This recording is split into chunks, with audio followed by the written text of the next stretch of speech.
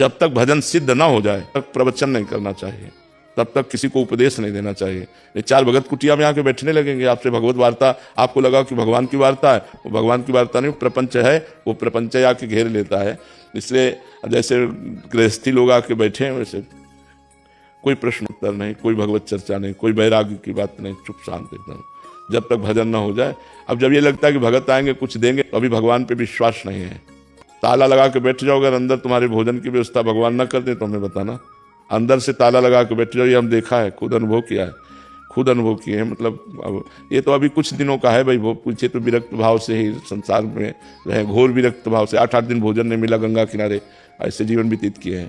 तो वैराग्य से, नए बच्चे हो बिल्कुल, माता बहनों से तो कसम खा लो इस बात की कि हमें माता बहनों से नहीं मिला, ये तो कसम खा लो, कसम पूर्वक हमें माता बहनों से नहीं मिलना, चाहे जितने कोई भक्त हो, चाहे जो कुछ हो, दूर से प्रणाम दूरी। अगर ब्रह्मचर्य से रहना है और आजीवन भजन करके भगवान को प्राप्त करना है तो बस इससे दूरी हो जाओ। कुछ नहीं, किसी की कुछ ना सुने, चुप भाग ले। माया से युद्ध नहीं करना, माया से पीठ दिखा के भागना है, भगवान की तरफ, माया की तरफ पीठ कर ले और भाग जाए।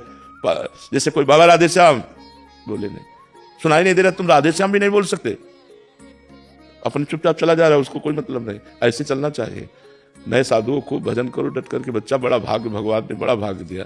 अब हम ललचाते हैं पीछे के जीवन को याद करके, वो गंगा किनारे का जीवन, पूरी सर्दी में एक वस्त्र, केवल एक वस्त्र धारण किए, रात दिन भगवान के भजन में। जो आकाश वृत्ति से गंगा किनारे आ गया, मिल गया वही खाना, नहीं कई कई दिन भूखे रहना, पर बड़ा आनंद बना रहता था। इसलिए आप लोगों को देख करके मन ललचाता है, और यही प्रार्थना करते हैं कि 2 साधन है, एक बाहरी साधन, एक आंतरिक साधन।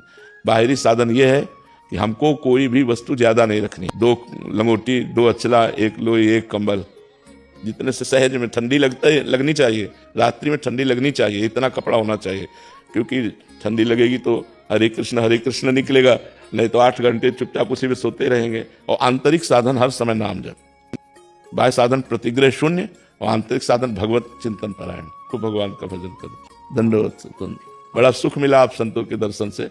हाँ, भजन तो होता नहीं बाबा, आए रहने के लिए, लेकिन ऐसा भजन जैसे होना चाहिए होता नहीं। ऐसे हमको भी लगता है कि अभी जितना भजन में पूर्ति तो कभी हो ही नहीं सकती, जितना भजन करोगे उतने। श्रीधर बाबा कालीदय के थे, जब शाम के जाते थे तो वो यही कहते थे, बाबा राधा रानी से कृपा करो कि उनसे कहो कि हमारा भजन बन जाए, उनसे भजन नहीं होता, दिन भर भजन करते रहते। भजन का फल यही है कि हमें भजन में अतृप्ति, असंतोष पैदा हो जाए, हमें लगना ही नहीं चाहिए कि हम भजनानंदी है। हमारा ऐसा लगना चाहिए यार जीवन बेकार जा रहा है, जैसा भजन होना चाहिए वैसा भजन है नहीं, ऐसा लगना चाहिए।